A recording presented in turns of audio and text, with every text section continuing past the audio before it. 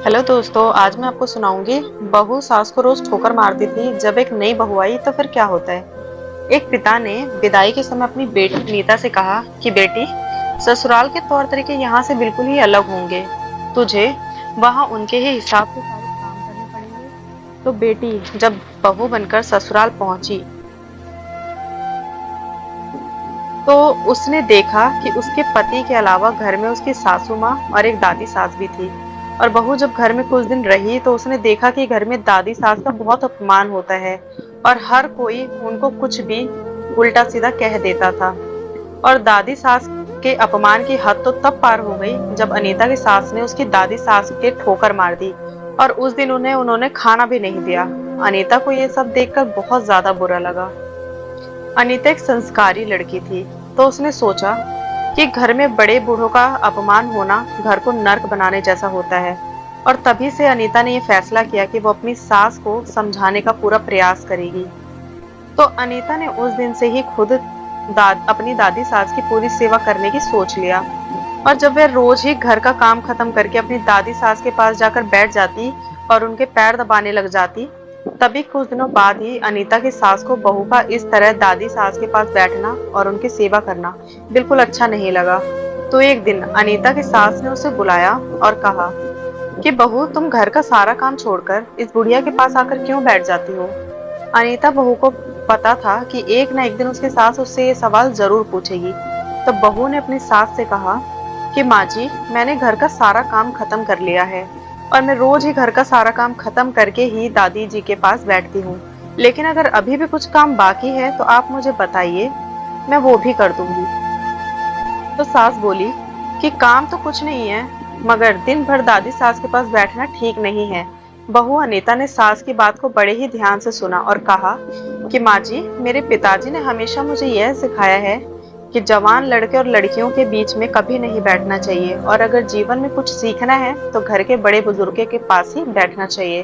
और अपने घर में सबसे बुजुर्ग दादी सास है, इसीलिए मैं रोज ही उनके पास बैठती हूँ। मेरे पिताजी ने मुझे विदा करते वक्त भी कहा था कि अब वही तेरा घर है और तुझे वहीं के रीति रिवाज सीखने होंगे। इसीलिए मैं इस घर के रीति रिवाज के बारे में दादी सास से पूछती हूँ और उनसे ये भी पूछती हूँ कि मेरी सास आपकी सेवा कैसे करती है, अच्छा या बुरा। ये सुनकर अनीता की सास घबरा गई और पूछा कि तो बुढ़िया ने तुझे मेरे बारे में क्या कहा। तो अनीता ने बड़ी ही समझदारी के साथ जवाब दिया कि माँ जी, दादी सास मुझे कह रही थी कि अनीता, तेरी सास मुझे गाली और ठोकर नहीं मारे तो मैं उसकी सेवा ही ना मानूं।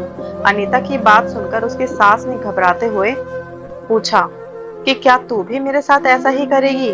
तो बहू ने कहा, माँ जी, मुझे पिताजी ने घर के बड़े बुजुर्गों से ही रीति रिवाज सीखने को कहा था और अगर इस घर के रीति रिवाज घर के बुजुर्गों को गाली और ठोकर मार कर ही है तो ये रीति रिवाज मुझे भी निभाने ही पड़ेंगे और मैं भी आगे चलकर वही सब करूंगी जो आप पूरे रीति रिवाज के साथ अपनी सास के साथ करती हो। बहू का ऐसा जवाब सुनकर उसकी सास को अपने भविष्य की चिंता होने लगी और वो ये सोचने लगी कि जैसा मैं अपनी सास के साथ गलत व्यवहार करती हूँ, आगे चलकर मेरी बहू अनीता भी वैसे ही करेगी। अब अनीता की सास हर रोज इसी बात के विचार में रहने लगी। तभी अगले ही दिन से अनीता ने मिट्टी के छोटे छोटे बर्तन इकट्ठा करने शुरू कर दिए। तभी घर के कोने में मिट्टी के बर्तनों को देख अनीता की सास ने अपनी बहू अनीता से पूछा कि अनीता, बहू, तुमने मिट्टी की ठिकरियां क्यों इकट्ठी की हैं। तो बहू ने बड़े ही प्यार से कहा कि माँ जी, आप दादी सास को ठिकरी में ही तो रोज भोजन देती हैं, इसलिए मैंने सोचा कि पता नहीं बाद में मिट्टी की ठिकरियां मिले या ना मिले, इसलिए मैं अभी से ही इनको एक कोने में इकट्ठा कर रही हूँ। बहू को ऐसा करते देख उसने अपनी बहू से पूछा कि तू मुझे ठिकरी में खाना परोसेगी। तो बहू ने कहा, माँ जी, ये रीति रिवाज आपने ही तो बनाए हैं, अब इसमें मैं क्या कर सकती हूँ।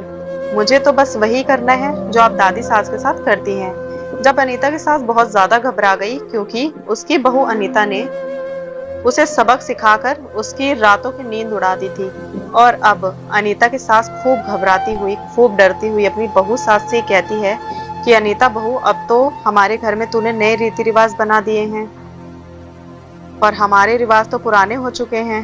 कल से मैं तेरी दादी सास को खुद ही अपने हाथों से खाना खिलाऊंगी और वो भी थाली में। और हाँ, बिल्कुल कल की तेरी दादी सास की हम दोनों मिलकर खूब सेवा करेंगे। मगर बहू, ये जो तूने मिट्टी की ठिकरियां जमा कर रखी है ना, वो अब तू बाहर फेंक दे, उनका अब क्या काम। अब मैं तो वैसे भी तेरी दादी सास को थाली में खाना दूंगी, तभी सास के अंदर इतना बदलता देखकर अनीता बहुत खुश हो गई। और बाद में जब ये बात उसने अपनी दादी सास को बताई तो वो भी बहुत खुश हो गई।